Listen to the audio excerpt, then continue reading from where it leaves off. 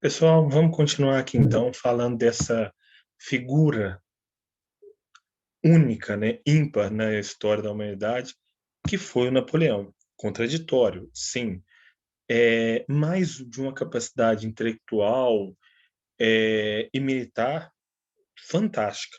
Também, de certo modo, né, o Napoleão trouxe um pouco de paz internamente. Internamente para quem? Para a França. E foi isso justamente que acabou a permitir que ele também pudesse dominar outras regiões. E aí vamos continuar aqui primeiro. Por enquanto, ainda nós estamos vendo ou trabalhando com aspectos relacionados ao campo interno, que ele fez na política interna francesa. Vamos lá. Francesa, ontem.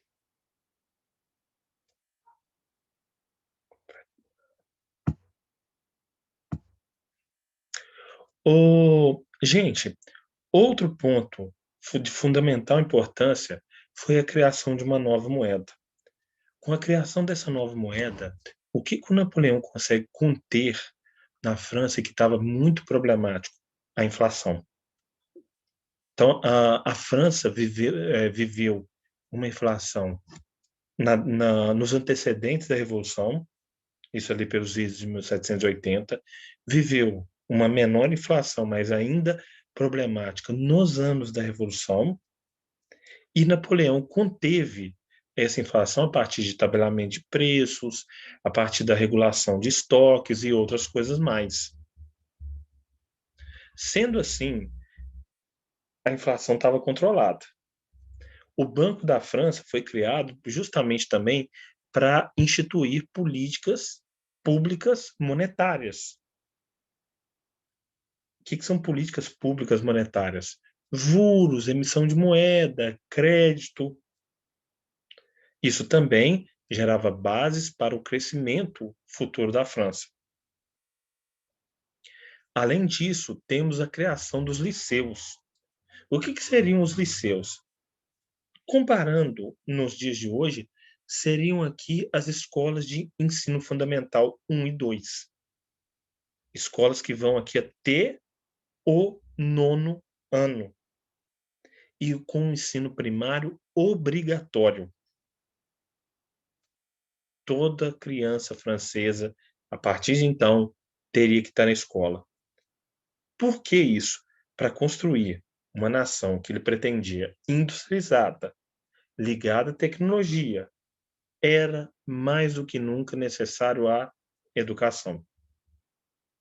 Em outro ponto, ele faz um acordo com a Igreja Católica. E tem uma frase muito emblemática, muito significativa do Napoleão, que gera sempre uma polêmica quando eu falo, mas ele falou com o Papa porque assim sentia a França naquele momento. Ele virou para o Papa e falou: a França pode viver sem Deus, mas não pode viver sem a Igreja. O que ele quer dizer com essa frase?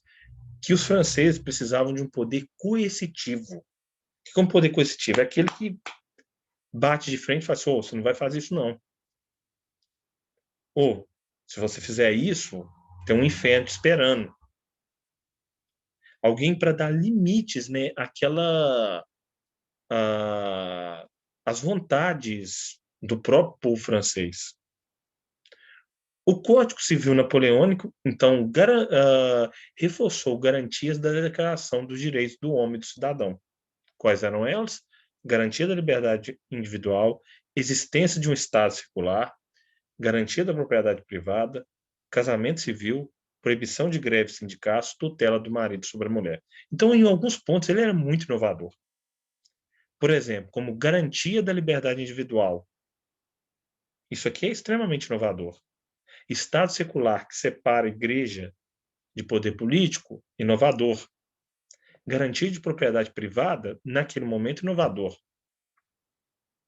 Casamento civil, inovador. Proibição de greves sindicatos, não. porque ele já estava pensando em uma futura industrialização da França. E tutela do marido sobre a mulher e os filhos também. Hoje em dia, né, quando uma feminista olha para isso aqui e olha para Napoleão, ela fala assim, machista, sem vergonha, não sei o quê. Pessoal, e aí com uma enorme popularidade dentro da França, é convocado o plebiscito de 1804. E, afinal de contas, o que é um plebiscito? Plebiscito. Convocação popular para, a, para se votar em algo. Neste caso, no que se votou na coroação de Napoleão Bonaparte como imperador francês. A maioria esmagadora da população, embora hoje em dia se desconfie que ocorreram fraudes, quis que Napoleão se tornasse o seu governante. Imperador, na verdade. Que fosse coroado com toda a cerimônia e outras coisas mais. E o plebiscito de 1804, então, inaugurava o Império Napoleônico. E uma outra parte que eu estava esquecendo sobre o Código Civil de fundamental importância. Lembra aí que Napoleão é uma figura contraditória, ele consegue ser autoritário, mas ele também era muito inteligente? Pois bem, foi durante as invasões napoleônicas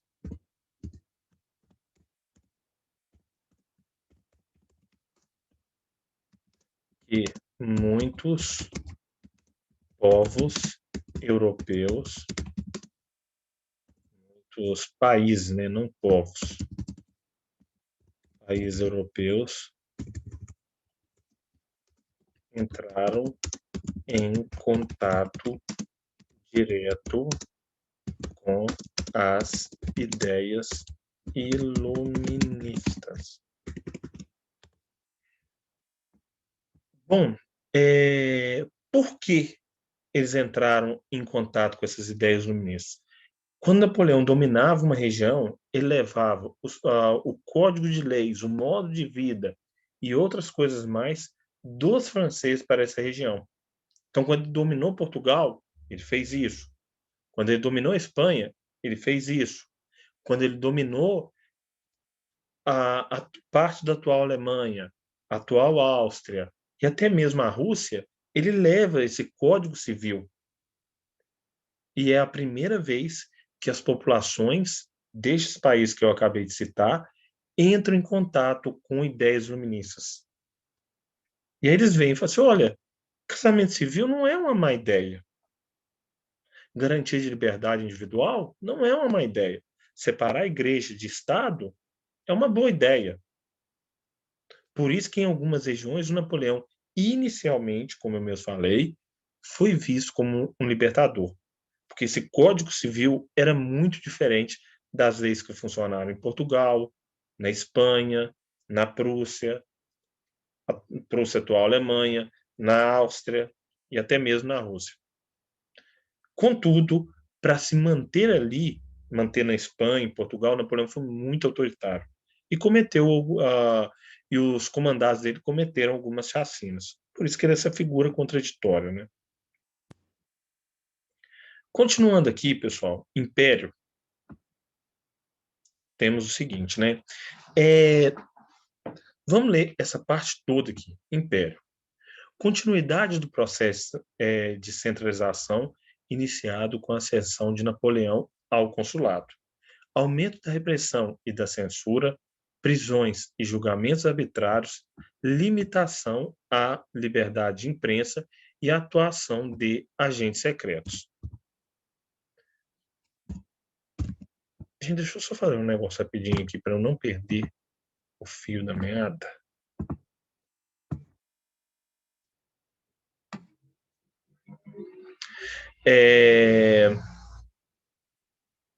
Aumento da repressão e da censura, prisões e julgamentos arbitrários, limitação à liberdade de imprensa e atuação de agentes secretos. Vitórias francesas sobre inimigos externos e reformulação do mapa europeu. Derrotas francesas no mar e decreto do bloqueio continental, decretos de Berlim e Milão, como uma tentativa de enfraquecer a presença comercial inglesa e estimular a produção industrial francesa. Redirecionamento do comércio inglês para a América e contrabando na Europa. Caso da família real portuguesa, enfraquecimento da monarquia espanhola e abertura para o processo de independência das colônias espanholas. Desrespeito da Rússia ao bloqueio, campanha da Rússia e utilização da tática da terra arrasada. Grandes baixas francesas. Derrota de Napoleão na Batalha de Leipzig por uma coligação formada por Rússia, Prússia, Áustria e Suécia. Exílio de Napoleão em Elba e retorno dos Bourbon ao poder. Até aqui, é lógico que nós não vamos entrar com muita riqueza de detalhes no governo de Napoleão, porque nem temos tempo para isso. Contudo, uma vez no poder, Napoleão colocou em prática uma frase que é atribuída a ele. Qual frase que é essa? Os mais oprimidos são aqueles que desejam mais oprimir. Uma vez no poder, o Napoleão vai ser extremamente autoritário, aumentando a repressão e a censura, promovendo prisões e julgamentos arbitrários, além da limitação da imprensa e a atuação de agentes secretos, perseguindo as pessoas, assim como os reis absolutistas faziam. Apesar dessa política interna autoritária, o que garantia a Napoleão algum sucesso interno era justamente as vitórias no cenário externo. Napoleão varria a Europa como uma bala de canhão. Ou seja, muito rápido e fazendo muito estrago. Sendo assim, gente, na Terra, ele era quase que imbatível. A Batalha de Austerlitz, que ele luta contra a Áustria, uma das batalhas que ele luta contra a Áustria, ele ganha em muito menor número de soldados em terreno adverso. Então, ele tinha menos soldados, ele estava em pior posição militar e ele ainda ganha a batalha. E outras mais, como ele, Marengo, entre outras, ele ganhou assim, disparado. Entretanto, a marinha francesa não estava à altura da marinha inglesa. Entre a França e a Inglaterra tinha o mar. E foi essa situação justamente que tornou possível uma resistência inglesa a essa dominação. Por terra, entre os idos de 1805 a 1813, o Napoleão foi quase que imbatível, mas pelo mar, não. E o Napoleão pensou muito bem. Pessoal, não sei se vocês já viram com a Mayara o bloqueio continental, mas lembro vocês aqui, bloqueio continental. Proibição imposta por Napoleão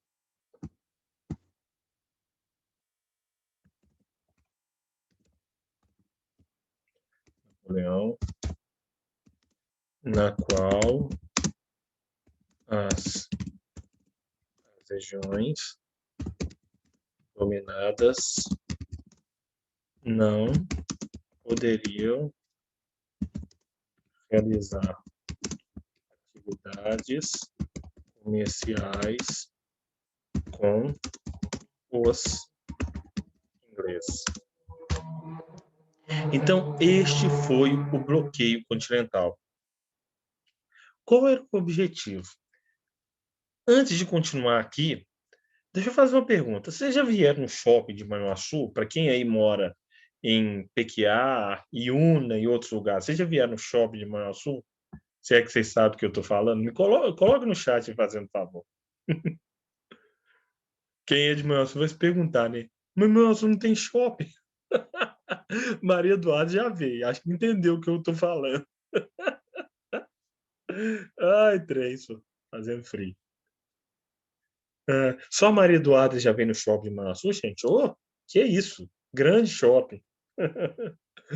Não, mas eu acho que eu tô falando de outro shopping. Vocês estão entendendo qual shopping que eu tô falando?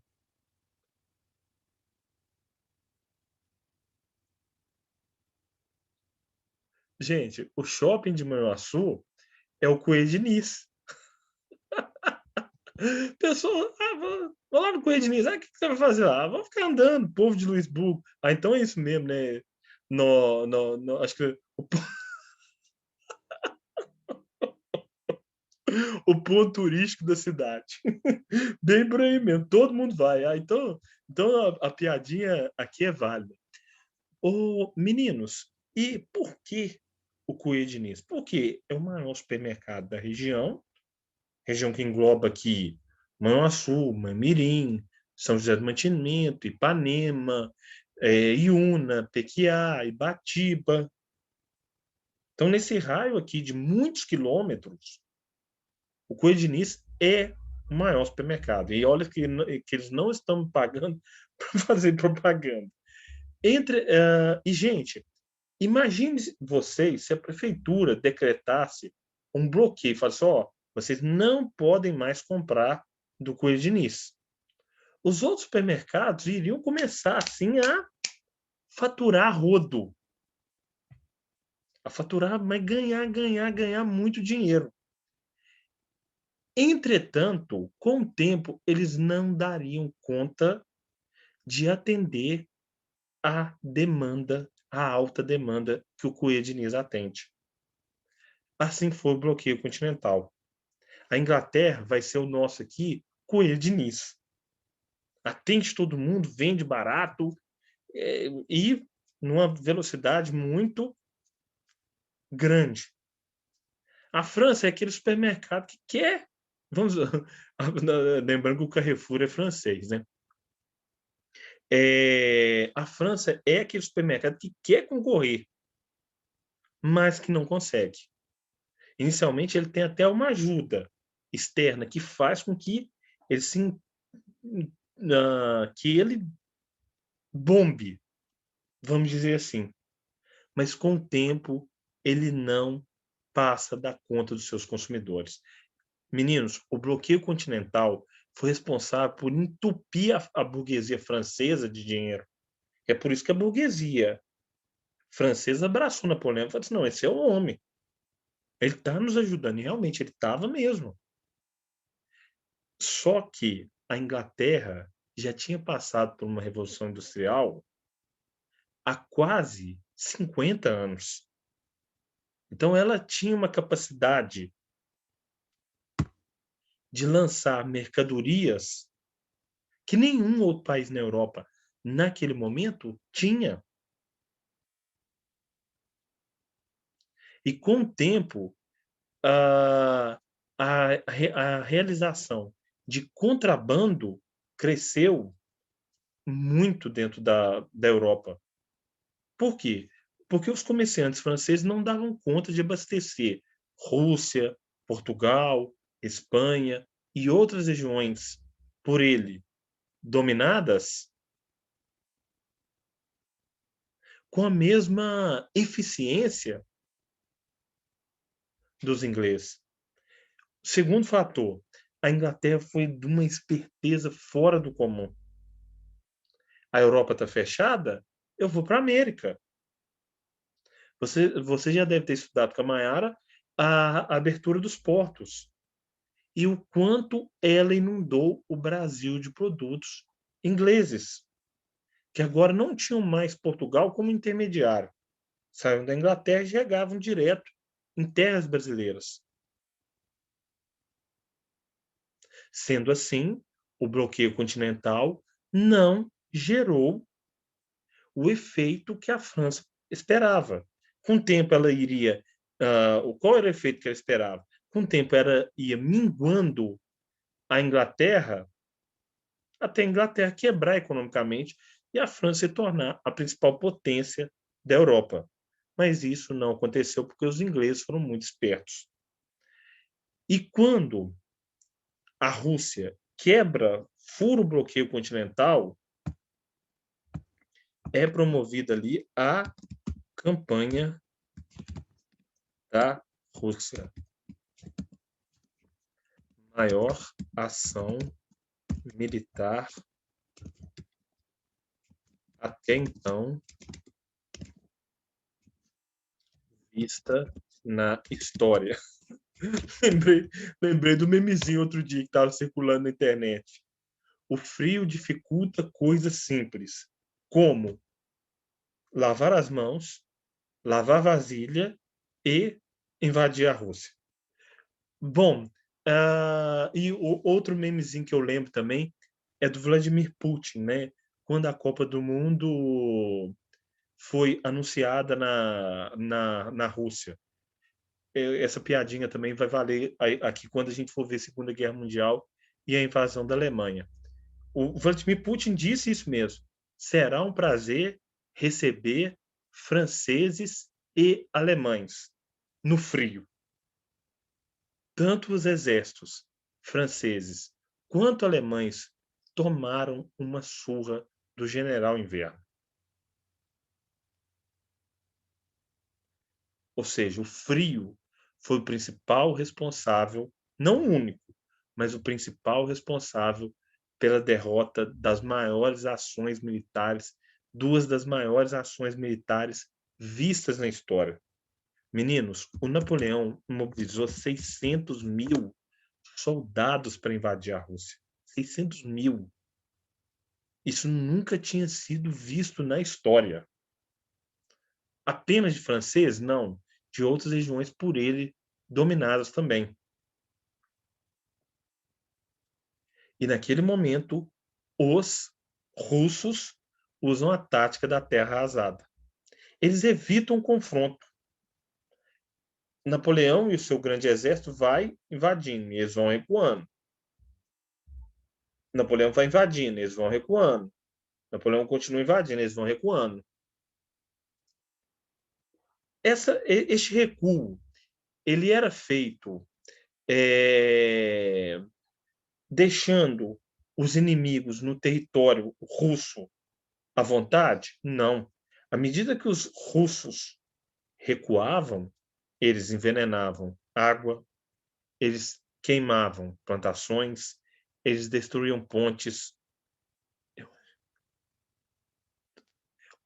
Thaisa, excelente observação. O poder de persuasão do Napoleão era muito grande. E isso ele trouxe muito novo para as Forças Armadas. O que? A ideia de profissionalização do Exército. O Exército com ele... já a ideia do Cromwell, lá com o Exército de novo modelo, né, já havia sido implantada antes de Napoleão. Mas Napoleão instala os méritos na carreira militar, que passa a se tornar uma muito boa. Uma forma de até mesmo ascender na vida. E quando ele prepara esse castigo exemplar para a Rússia, a maioria desses 600 mil soldados era formado por franceses, mas não somente. Tínhamos ali prussianos, atual Alemanha, austríacos, espanhóis e outras regiões dominadas por ele. A Rússia evita o confronto, recua, e quando Napoleão chega a Moscou, a cidade está vazia. Ele não encontra ninguém. O czar já havia se estabelecido para trás da cadeia dos Montes Urais. E no meio da noite, ele é surpreendido por uma enorme explosão dentro da cidade. O que ele percebe? Ele percebe que está entrando numa armadilha. Quando ele volta, gente, aí entra o frio. O frio é responsável por matar quase 400.000, alguns números falam que até mais de 400.000 soldados dessa grande coligação. 400.000 morrendo só de frio, fome e sede. E alguns outros morreram aí pelo meio do caminho. Ele volta para a França extremamente enfraquecido. E na Batalha de Leipzig, ele tem a sua primeira derrota, é forçado a abdicar e se exila em Elba. Então, essa é a primeira parte da história de Napoleão, né? Da grandiosa história de Napoleão. Agora, vamos para a segunda parte, um pouco menor. Vendo aqui, né? Ele é exilado em Elba. Elba é uma ilha no sul da Itália.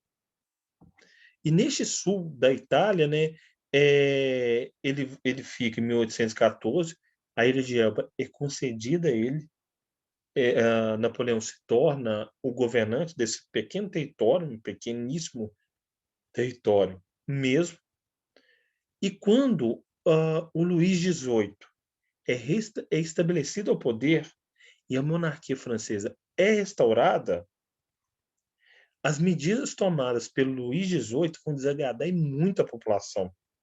População de onde? A população francesa. Napoleão, sabendo dessa insatisfação da população contra o rei Luís XVIII, manda um recado aos seus generais. Fala que eu estou voltando. Arruma um jeito, foge de Elba, volta para a França e assume o título de imperador novamente. O Luís XVIII, lembrando que ele era irmão do Luís XVI, né, vaza fora, fala assim, não, eu não quero esse problema para mim. O meu irmão terminou com uma faca no pescoço, eu não quero. Napoleão organiza aquilo que foi chamado de governo dos 100 dias e os inimigos de Napoleão reúnem-se para uma nova batalha com ele, que foi a Batalha de Waterloo. Essa batalha, no qual ele perdeu aqui para o Duque de Wellington, foi o seu adversário, né, encerra com a era napoleônica na Europa. Então, Flávio, mas por que numa batalha que ele perdeu, ele deixa de ser imperador? Porque o exército dele não tinha força para novas batalhas. Então, a situação dele aqui não é era a mais confortável possível. Ele teve que aceitar novas condições de exílio. E dessa vez os ingleses foram mais espertos. Colocaram ele aonde? Colocaram ele numa pequena ilha da África, a ilha de Santa Helena, aonde 6 anos depois, a Batalha de Waterloo acontece em 1815, 6 anos depois Napoleão morre, em 1821. Então terminava assim a história de Napoleão, né? Napoleão morreu com 52 anos de idade, sendo a segunda personalidade histórica mais estudada. A primeira personalidade é o Hitler. Uma figura assim fantástica, né? Que nem eu falei, contraditória. Ele não é um Hitler, né? O Hitler não tem nem palavras para definir. Mas ele também não era ali um Gandhi, um pacifista. Ele foi uma figura contraditória, né? Que fez avançar alguns direitos, mas foi autoritário em outros campos. Típico de uma figura carismática. Bom, para a gente terminar a aula de hoje, gente, temos aqui o Congresso de Viena. Congresso de Viena, reunião entre Áustria, Rússia, Prússia, Inglaterra e França para decretar o fim da era napoleônica e discutir o futuro das nações europeias. Tentativa de restaurar os princípios do antigo regime, afastamento de novas forças revolucionárias e reelaboração do mapa europeu. Admissão por parte de Metternich, príncipe austríaco, da necessidade de governos constitucionais. Adoção dos princípios da restauração, da legitimidade e do equilíbrio europeu. Restauração. Restaurar a monarquia absoluta e conter o avanço do liberalismo. Legitimidade. Colocar no poder as antigas dinastias consideradas legítimas. Princípio da legitimidade. Restabelecimento das forças entre as potências por meio da divisão territorial e também das possessões coloniais. Crença de que o Congresso conseguiu um equilíbrio que evitaria conflitos na Europa. Formação da Santa Aliança. Aliança militar formada por Áustria, Prússia, Rússia e Inglaterra. Direito à intervenção nas regiões onde os princípios conservadores do Congresso estivessem sendo violados. Divergência entre os membros, principalmente a partir das independências latino-americanas. Então vamos ver, pessoal, o que foi o Congresso de Viena? Foi uma reunião ocorrida na cidade de Viena para reorganizar a Europa depois da queda de Napoleão. E por que Viena? Porque naquele momento era a maior casa monárquica, a maior dinastia monárquica na Europa Ocidental. Naquela época, gente, Viena englobava o que hoje. Viena não, a Áustria englobava o que hoje parte da Hungria, o que hoje parte da Romênia, parte da atual Itália, parte da atual Alemanha, a própria Áustria, o próprio território austríaco atual, logicamente, era o chamado Império Multiétnico. Então, dentro dele estavam ali várias etnias. E era uma casa real muito importante na Europa. O Metternich, que era o filho do rei da Áustria, vai admitir, fala, não, se o governo tem uma constituição, a gente não vai mexer com ele, não. A gente até aceita. Contudo, precisamos de, primeiro, devolver a monarquia para os seus antigos reis. E segundo, arrumar os mapas da Europa. Mesmo porque, gente, quando Napoleão dominava uma região, ele colocava um parente para governar. Ele colocou o primo para governar a atual Holanda. Ele colocou o irmão para governar a Espanha. Ele colocou outro irmão, Luciano Bonaparte, para governar o norte da atual Itália. Era necessário voltar com cada soberano, com cada família ao poder. E o Congresso de Viena conseguiu fazer isso. Outro ponto que o Congresso de Viena também tentou é barrar novas evoluções.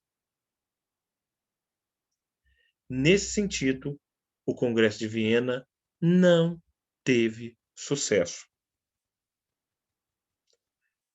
Principalmente depois que Napoleão foi afastado do poder.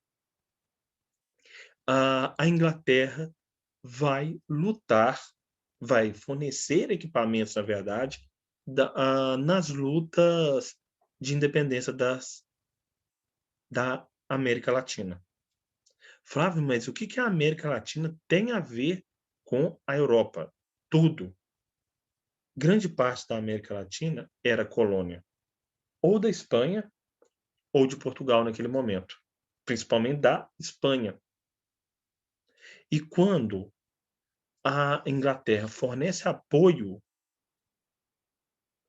para os colonos latino-americanos, a Espanha não vai gostar. A Inglaterra vai dizer à Espanha: achou ruim? Pisa tira as calças e pisa nela. Não adianta achar ruim. Eu vou apoiar do mesmo jeito. Falamos aqui da Inglaterra, gente, a nação mais poderosa do mundo no século XIX. E aí ela entra apoiando, sim, a independência, as independências da América Latina, fazendo com que o apoio das casas reais não funcionasse. Bom, gente, é isso. Eu vou terminar aqui em revoluções liberais.